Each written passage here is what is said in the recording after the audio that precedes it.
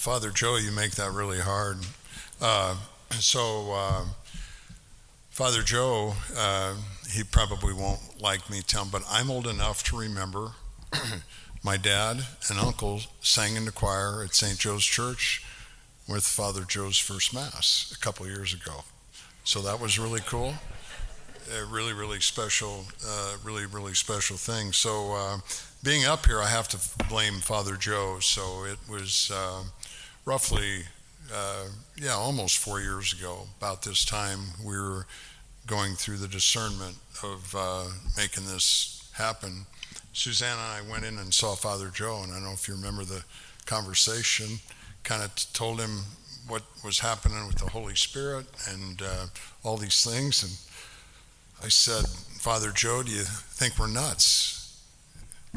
His answer was, of course you are. Anybody that follows God's calling is nuts. And, if you just think about all of us having blind faith, trust in God's plan and following it. And so the thing that you can bet the farm on, as long as I'm your governor, as I say, I'm a sinful slob, but I do the same thing I've done my whole life. Get up and pray to do God's will. I can't stand politicians. I can't stand politics. So I pray to do God's will. I'm going to be 100% positive, and I'm going to do what I believe is right. Never going to check the wind. Never going to worry about what's going on. If we do what we believe is right. And I think that's maybe one piece that I can't encourage us all enough when you decide who to vote for, is find out the who. What's the who of the candidates that you're voting for? The what gets figured out. Good people figure the what out. Don't need to get knee deep in all of the different issues of what are they going to, find out who, find out what they believe in, find out their character, so that nobody's going to be flipping with the wind. One of the greatest challenges that happen, this game is tough. This game is a different game. And one of the most extraordinarily frustrating things is what goes on in the unicameral. Just so you know, it is not nonpartisan. It might come as a shock to you. But the unicameral is not nonpartisan. Now, there's some really good people that serve in the unicameral that are Democrats. And there's some that we worked really hard to have conversations, whether it's school choice, whether it's pro-life. I had one Democratic senator that I really think the world of her. And she said, Jim, I used to be pro-life before I became a senator. And I told her, well, God bless you. You still are pro-life. You've just been duped by the Democratic side and the far left side that puts so much pressure on not to make and never vote the right way. So I think that's one thing that's really important is, first off, to make sure you know who, if you're in a district that you have a choice between a Republican and a Democrat, and a Democrat might come off and be really a good person, because I didn't ever pay attention to the difference, quite honestly, but the hardcore reality today is the unicameral. If we're going to make a difference to stand up for our values, if a person is a registered Democrat, the pressure on them to go that direction is insurmountable. Would you agree with that, Senator Linehan? It's insurmountable. So that's I had to become governor before I really understood that. I can tell you, I worked very hard to be governor of everybody in Nebraska, worked very hard to have relationships with everybody in the unicameral, no matter how long, what they want to stand up and say. It doesn't bother me. I forget about it, and I keep working to make sure. But the hardcore reality is we have to get more strong conservatives elected to the unicameral because we don't have enough strong conservatives. I call it 33-7. My revelation is 33-17. 33-17. It takes 33 votes to do anything and only 17 to stop everything. And the lobbying groups are masters. The lobbying groups are not bad people, but whoever's in the lobbying group, they don't care anything. By the way, Jared and Dennis, whatever they've told you, they don't care about you one iota. They don't care about you one iota. They work for the people that pay them, the special interests. And Senator Linehan, do you think you'll get any calls from any lobbyists after you're finished? It already started. No boxes, no World Series tickets, nothing. Yeah. So my point, what I'm trying to go at is if somebody's a lobbyist, doesn't make them a bad person, but the hardcore reality, we need to understand the game. They are paid to represent special interests, big business, whatever the story might be, and we can't be duped. And so what happens is on the pro-life, in first session, not this last session, the summer or the winter of 23, we were working very hard. We had 33 votes. And they knew exactly a couple people that they just stayed on nonstop. Most of us conservatives, what are we used to? If we say yes, we take your yes. If we say no, we take our no, not the other side. They never stopped. They kept cracking. In the morning of the vote, I knew we had a problem, and we couldn't do anything about it. Just kept pounding away, and we took the person's yes, and the other side just kept cracking, and then we lost the heartbeat. So my point that I want to share is it's really important that we find out the who and the character, that they're going to stay true to who they are and what they believe in, and not be influenced by anybody, no matter what the set of circumstances are. I think that piece is really, really important. Maybe the other thing I wanted to share tonight that I believe is really important. Too many of us, I'm the most guilty, have taken so many things in our country, in our community, in our state for granted, and just said, I'll just work hard and somebody else will take care of it. Well, guess what? Somebody else is taking care of it. I didn't have enough courage for the first 25 years of my time. I didn't have enough courage to put a dadgum yard sign in my place of business, in my yard, because was I afraid somebody wouldn't come do business with me? What was I afraid of? My point is I think it's extraordinarily important that all of us have to get in the game. We have to get in the game, because if we aren't, democracy is very, very fragile. And the good news is each one of us can make a difference.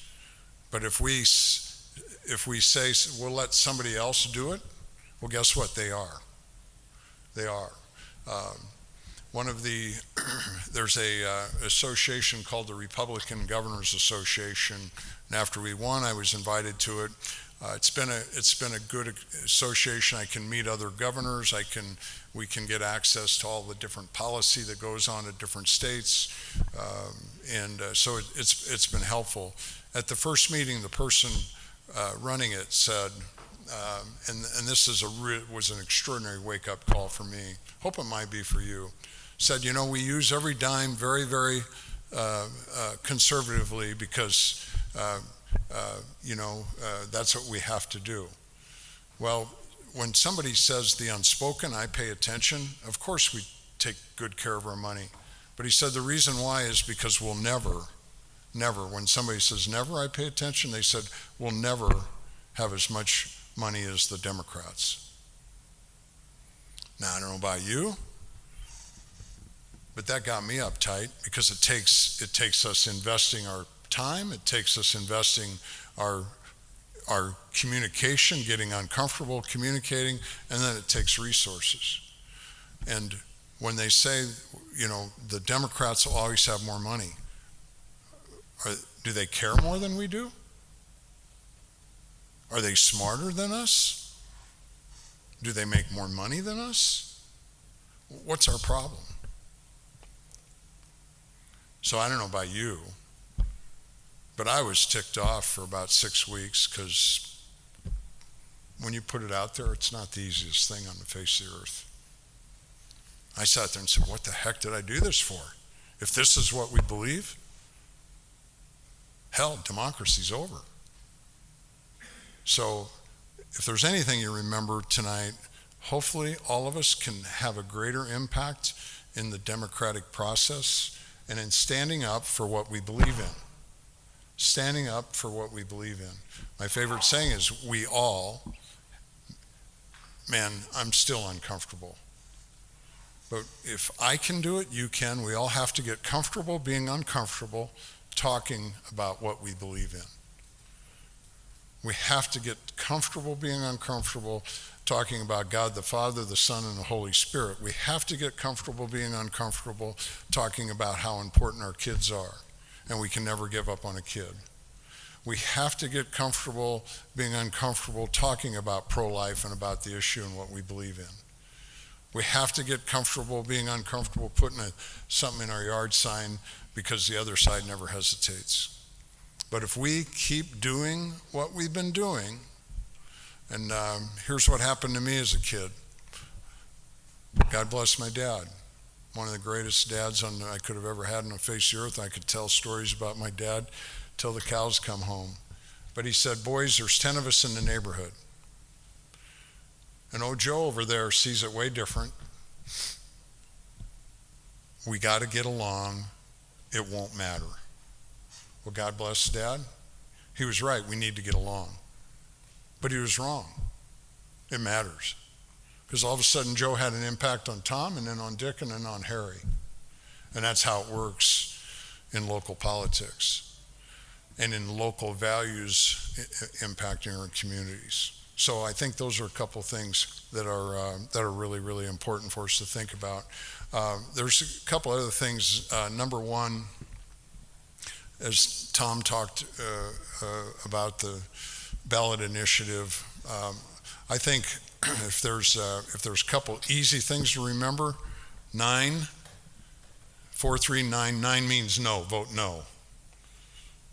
4-3-4, vote for. But if you want to try to make a difference, getting comfortable and being uncomfortable, talking to your family and your neighbors and have influence, just use Tom's example. For crying out loud, if anybody votes yes for 4-3-9, here's what's going to happen.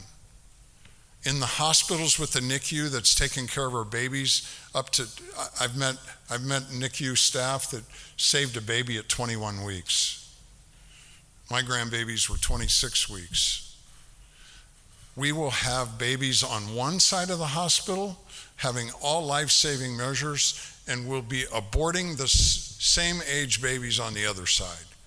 Who in the heck in the state of Nebraska is going to vote for that? And that's as simple as it is for voting no for 4-3-9 and yes for 4-3-4. We can get that one down, right? Because if you vote yes for 4-3-9, that's saying you support a NICU baby being aborted on the other side of the hospital. I can get that. That's pretty common sense. And I think every one of us have the ability to explain that to everybody. Does that make sense? And then let me just touch base on the school choice that Senator Linehan's been a champion for years and years. I've been before more public superintendents than any governor in the history of the state in my 2 years. I've been in front of them because I believe We have to change things dramatically to fix the ridiculousness of how the state has been quitting on kids. 4 years ago, when I learned that we have 244 school districts, and 180 of the 244 school districts got not a penny from the state. Not a penny. How do we educate our kids? Property taxes. Wonder why our property taxes are so high. So this is how absurd what the teachers union, who controls it, is. So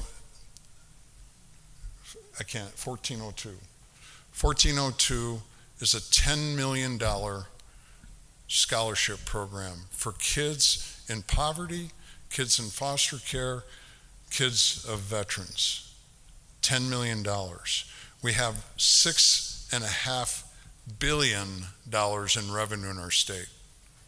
$10 million of tax credit from $6.5 billion in revenue. The other side says it's taken money from public education.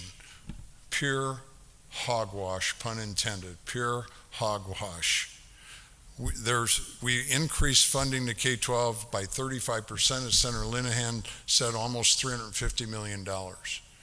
So to get a perspective, think about having your piggy bank with $6,500 in it to get the perspective of $6.5 billion to $10 million.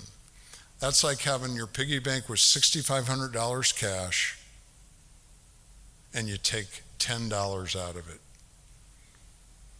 $10. $6,500, $10 from $6,500. It's just absolutely absurd. It's a travesty that we have $1 million coming from out of state, again, trying to influence our values. So you can be rest assured that as long as I'm your governor, I'll be working very, very hard to make sure that every kid gets a chance. Every kid gets a chance, no matter what their economic aspect is. I wanted to touch base on a couple other things. The marijuana petitions. The marijuana petitions, I believe, I'm your governor on 4 words: kids, taxes, agriculture, values. It's really, really important. We have to protect our kids. We have to protect our kids from a lot of silly things going on out there, and certainly one of them is this ballot initiative.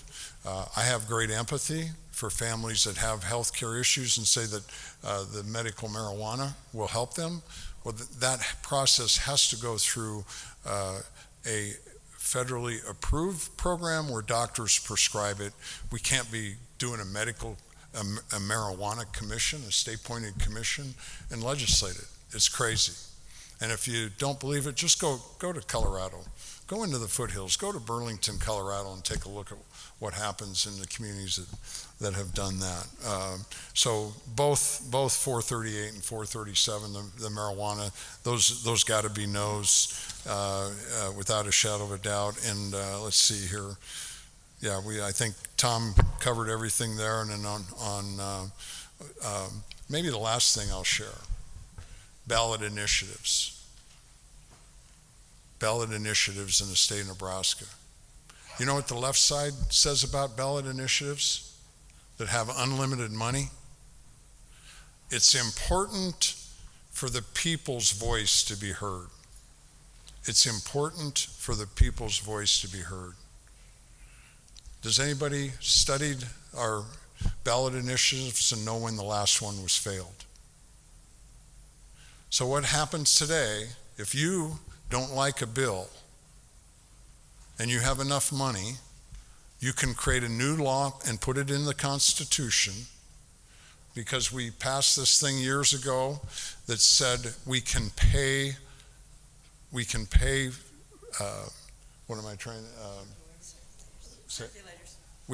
circulators to get signatures signed. We can pay circulators to get signatures signed. So if somebody that wants to invest has enough money, you can get anything on. And then it becomes extraordinary to stop it. When it's votes of the people, When it's votes of the people, it's when you have volunteer signatures and you get it on the ballot. That's the only time it should be. That's something we have to change in the state, because the ballot initiatives, just look at the confusion of what everybody's going to have. What is there, 6 of them? So those are other things that are really, really important. And why I bring it up, it takes all of us. It takes all of us to have an impact so that we save what we have. And lastly, let me leave you with this. What's the one thing you love the most about Nebraska? People. It's the people, right? I love asking it because us lifetimers, sometimes we'll get flustered, we look down, we kick the dirt, we don't know what to say. I'm here to tell you, we are not normal Joes and Susies. We are extraordinary people, and it doesn't matter what language we speak, it doesn't matter what color we are, what we look like, we just take care of each other. And there's the community of the Colfax County, the community of Schuyler. I'm telling you what, a lot of change in the last 40 years in Colfax County and Schuyler. My favorite parade to go to, Schuyler, because of how everybody's just embraced everybody, no matter where they come from, no matter what language they speak. Couldn't be more proud to be here tonight. And the thing I would hope that we can go on as conservatives, as conservative Republicans, we have to reach out to our brothers and sisters who are new in our country in the last 10 years, 15 years, 20 years. Because guess what? Every Latino that I know, they came here, why? For the great American dream. They came here because they have faith, they're about family, they're about hard work, and sure as heck want government out of their hair. And they sure as heck aren't Democrats. They're conservatives. And yet we aren't talking and bringing. There's a few Latinos here, but we are doing a terrible job, and I'm the worst of it. So we all have to do better embracing and encouraging so that we grow our Republican base, so we know who we are, because we live in the greatest place in the history of civilization. We just need to work hard to make sure we keep it that way. I talked too long, so it's time for questions. Thank you for the chance to be here. Thank you.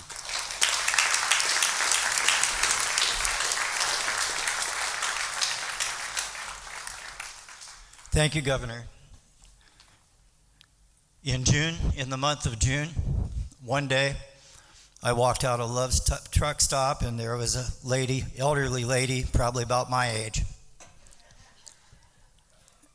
And she asked if I wanted to sign a ballot initiative to repeal legislation about the school voucher bill. And I told her I'm for choice. And I kind of explained to her why. And she said, you know what? She said, I am too. But she said, I needed the money. And she said, I came in here. She said, they brought busloads of people from Arizona, where I'm from. And she thanked me for telling her the things I did. And then maybe an hour later, I walked out of the courthouse. And there was a man there, and he wanted me to sign the same initiative. And I told him I already talked to a lady outside of Love's, and he said, oh, that was so-and-so. He said, how did she do? And I said, well, she was a very nice lady. But this gentleman was also from out of state. I met probably in 2 days, I think I met maybe close to a dozen people in Schuyler and in Omaha with different ballot initiatives. Some of them were to make abortion legal in Nebraska and in our Constitution all the way through birth, or up to birth. And there was a young man from Georgia, and he didn't even know what the initiative was. He thought it was a pro-life initiative, and my wife had him look it up, and he did, and we found out it wasn't. I told him, I asked him, he was black, and I asked him if he knew who Margaret Sanger was. And I said he didn't, and I told him, he was wearing a Black Panther cap, by the way. But I told him that she's the lady that founded what became Planned Parenthood, and she thought that black people were vermin. And Planned Parenthood, once Roe v. Wade was instated, put 74% of their abortion clinics in the inner city, and they fulfilled Margaret Sanger's dream. We'd have probably twice as many people, black people, in our country right now if that hadn't happened. And that should say something about the sanctity of human life and what this battle is about and how people are fooled. Don't get fooled, and do as the governor said. Talk with friends and learn. Keep getting informed, and let's just stand for God's righteousness.